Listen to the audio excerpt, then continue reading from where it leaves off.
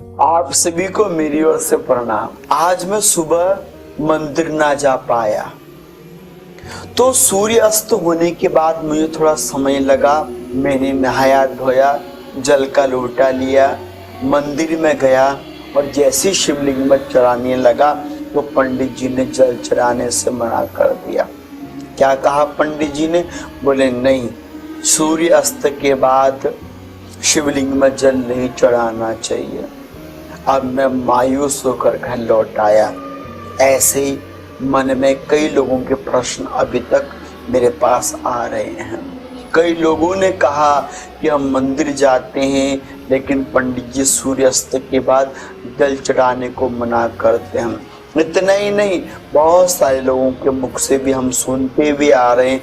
कई कथाकारों ने भी अपने मुखों से कहा कि संध्या काल के समय सूर्यास्त के उपरांत शिवलिंग में जल अर्पण नहीं करना चाहिए। लेकिन सत्यता है क्या?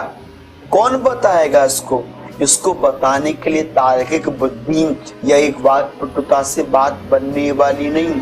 अब इस प्रश्न का समाधान हमें देगा तो देगा कौन? यूट्यूब में ढूंढो तो यूट्यूब में कहीं कहीं लिखते हैं कि नहीं, संध्या काल के समय जल नहीं चढ़ाना। कई कथाकार कहते हैं कि नहीं, संध्या काल के समय जल नहीं चढ़ाना। पंडित जी कहते हैं नहीं, संध्या काल के समय जल नहीं चढ़ाना। लेकिन हमको इसका समाधान नहीं मिल पा रहा है। क्यों? क्योंकि हमारे पास शास्त्र के प्रमाण नहीं है। विश्वास आप मेरे पर नहीं, शास्त्र के प्रमाण के ऊपर कीजिएगा। आपकी शंकाओं का समाधान किसी इंसान की वाणी से नहीं, शास्त्र के प्रमाणों से होकर निकलते हैं। साहब, जब भी आप पूजा पाठ से जुड़ी हुई कोई भी शंका का समाधान ढूंढते हैं ना, तो किसी से पूछिए नहीं, शास्त्र में देखिए। जब आपको उसका प्रमाण मिलता है तब विश्वास कीजिए कि हाँ, ये बात आपने सत्य कही। और ये निवेदन भी करना चाहूँगा, इस वीडियो को शेयर जरूर कर देना। यदि आपके मित्रों के मन में भी यदि यह प्रश्न आता हो तो उनकी शंका का निवारण आज इस वीडियो में जरूर हो जाएगा। मैं आपको भरोसा देता हूँ, बड़ी गंभीरता के साथ इस वीडियो को बना रहा हूँ और आपको 100% आपके प्रश्न का उत्तर मिल जाएगा इस वीडियो में, शास्त्र प्रमाण के साथ। क्या सूर्यास्त होने के उपरांत हम शिवलिंग में जल अर्पण कर सकते हैं या नहीं? इस प्रश्न का प्रथम उत्तर मैं आपको देना चाहता हूँ लिंग पुराण से। बड़े ध्यान पूर्वक पहले आप इस श्लोक को सुनिए और समझिए। यह प्रातः देव देवेशम शिवम लिंग स्वरूपिणम पश्येत सौ यात सर्वस्मा दधिकाम गतिमेवचम मध्याह्ने च महादेवम दृष्ट्वा यज्ञ फलम लभेत सायाह्ने सर्वयज्ञानां फलम प्राप्य विमुच्यते। यह लिंग पुराण का श्लोक है। इसमें लिखा है कि भगवान महादेव की उपासना तीनों कालों में प्रत्येक भक्त को करनी चाहिए। यहाँ पर स्पष्ट कहा है कि प्रातः काल भगवान की पूजा करने से आपको मोक्ष सद्गति की प्राप्ति हो जाती है, आपकी मन की मनोकामनाएं परिपूर्ण हो जाती हैं। तो मध्याह्न काल अर्थात दिन के समय अगर आप भगवान महादेव की पूजा करते हैं तो आपको यज्ञों का फल प्राप्त हो जाता है।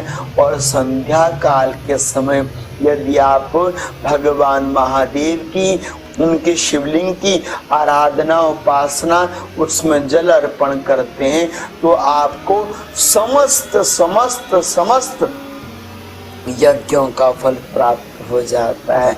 तीनों कालों में अपने आप में सबसे अद्भुत महिमा बताई गई है संध्या काल के समय। इसलिए भगवान महादेव की पूजा का जो सर्वोत्तम काल बनता है वह प्रदोष काल बनता है।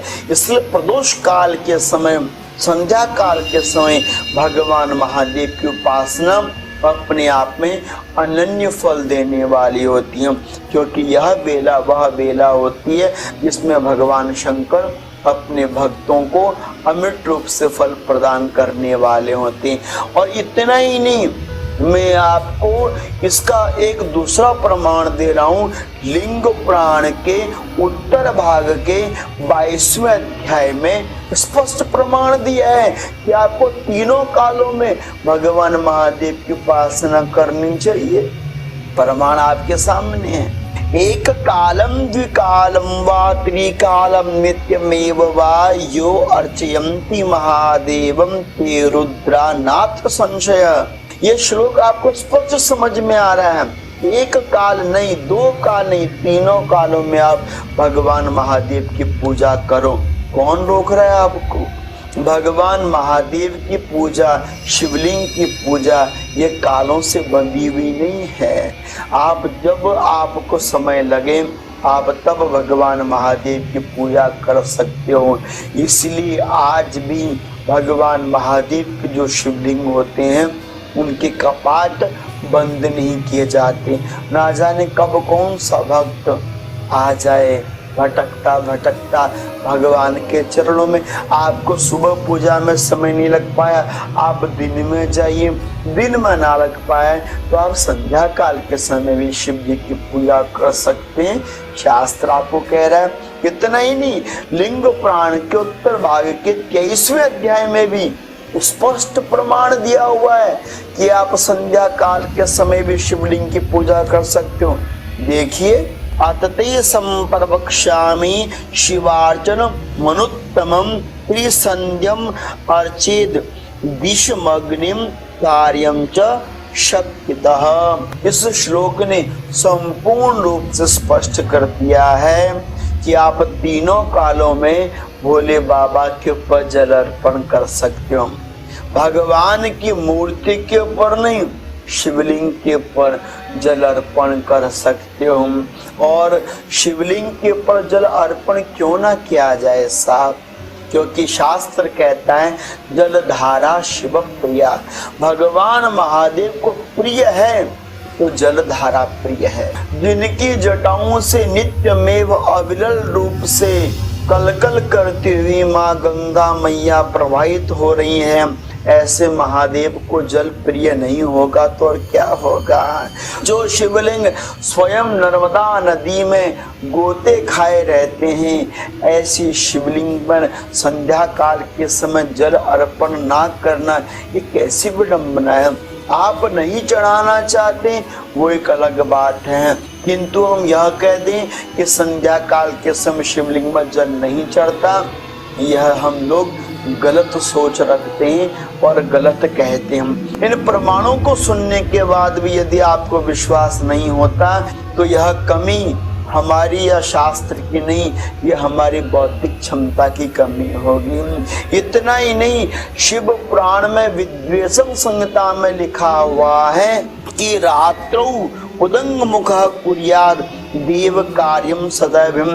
देवताओं के कार्य, शिव का पूजन जब भी आप रात्रि के समय करें तो बोले कि उत्तराभिमुख होकर करनी चाहिए।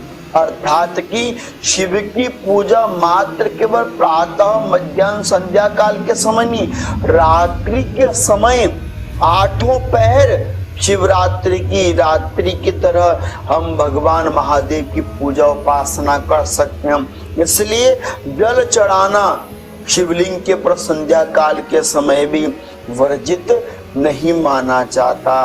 इसलिए यह प्रमाण जो मैंने आपको दिया यह शास्त्र के प्रमाण दिए हैं साहब। इस प्रकार मैंने आपको जो है प्रमाण दिए।